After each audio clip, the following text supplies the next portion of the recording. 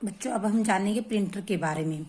ए printer क्या है? A printer is an output device that prints out the information on a paper.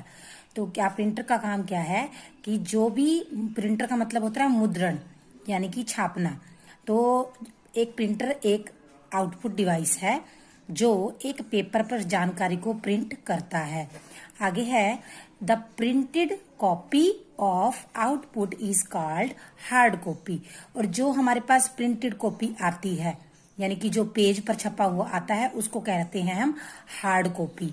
The most commonly used printer are. जो अधिकतर printer use होते हैं वो कौन कौन से प्रिंटर हैं?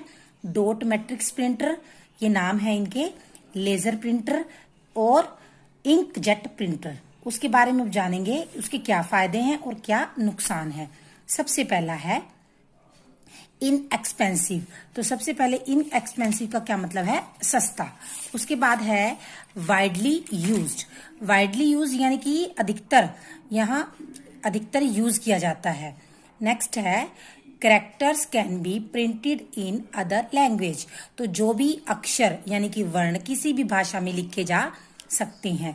वेरी हाई स्पीड, इसकी बहुत अधिक स्पीड होती है। वेरी हाई क्वालिटी, उच्च गुणवत्ता होती है। गुड ग्राफिक्स, अच्छे चित्र होते हैं। Spot many fonts and character size. तो कहा गया है वर्णों के कई फॉन्ट और आकार होते हैं। हाई क्वालिटी, उच्च गुणवत्ता। प्रिंटिंग यानी कि उच्च मुद्रण यानी कि जो प्रिंटिंग जो होती है उस पे उसकी क्वालिटी अच्छी होती है, हाई होती है।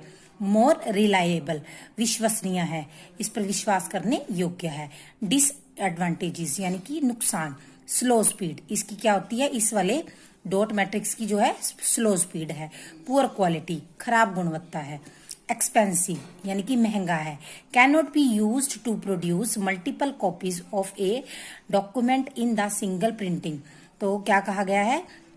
अनेक कापियां, जो अनेक प्रतियां यानी कि अनेक पेज निकालने के लिए उपयोग नहीं किया जा सकता। नेक्स्ट है इसमें ये जो क्या है इसकी एक्सपेंसिव। सबसे पहले है ये एक्सपेंसिव यानी कि महंगा। और cost per page is high यानी कि एक पेज भी अगर हम निकालते हैं तो वो महंगा पड़ता है। Slow as compared to laser printer. और जो लेजर प्रिंटर की बजाय ये क्या है? स्लो है। नेक्स्ट है processing device. Next processing device, CPU, central processing unit. The action requires to be performed on data to convert it into result is called processing। जो प्रोसेसिंग क्या है? परिणाम यानी कि जो भी रिजल्ट प्राप्त करने के लिए डाटा पर किए गए कार्य को हम प्रोसेसिंग कहते हैं। जैसे हमने सबसे पहले क्या डाला, उसमें इनपुट डाला, फिर उसकी प्रोसेसिंग हुई, उसके बाद हमें क्या मिला? आउटपुट। तो जो प्रोसेसिंग होती है वो इनपुट और आउटपुट के बीच में होती है। CPU is the only processing device of a computer. तो कंप्यूटर में सीपीयू ही जो एकमात्र प्रोसेसिंग उपकरण है। It is also known as the, और क्या कहते हैं? It is also known as the brain of computer. इसको कंप्यूटर का ब्रेन भी कहा जाता है। It's control all the function of computer system. यह कंप्यूटर सिस्टम के सभी फंक्शंस को कंट्रोल करता है।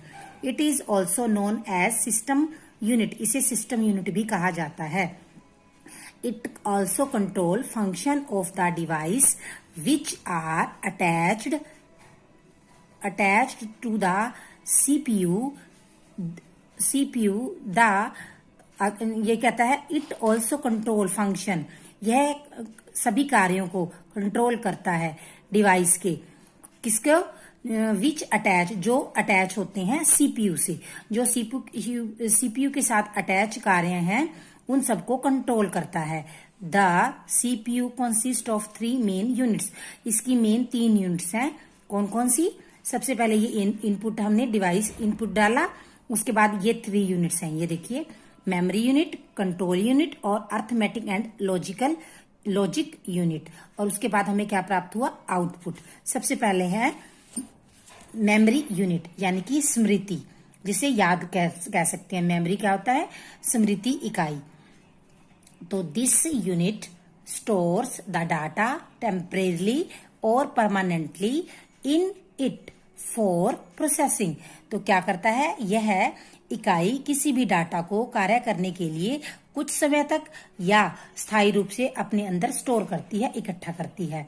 Arithmetic and logic unit, arithmetic यानी कि अंक गणित और तार्किक गति विधियां जो इसमें होती हैं, एज द नेम इंडिकेट्स, जैसे नाम बता रहा है, ALU perform the arithmetic, arithmetic यानी कि plus minus divide and multiply, और logical plus greater than less than, ये ऑपरेशन यूज होते हैं इसमें।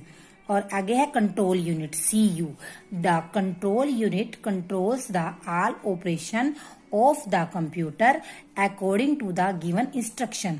तो क्या करता है कंट्रोल यूनिट, कंट्रोल यूनिट का क्या काम है, उसका काम है कंप्यूटर के सभी कार्यों को हमारी दी गई जानकारी के अनुसार नियंत्रित करना, ये है कंट्रोल यूनिट का काम। तो आप सभी बच्चे इस लेसन को अच्छे से पढ़ेंगे और जो ये रिवीजन दी गई है इसको आपने खुद ही ट्राई करना है, खुद ही रीडिंग करनी है, क्योंकि आपको मैंने पूरा लेसन अच्छे से पढ़ा दिया है।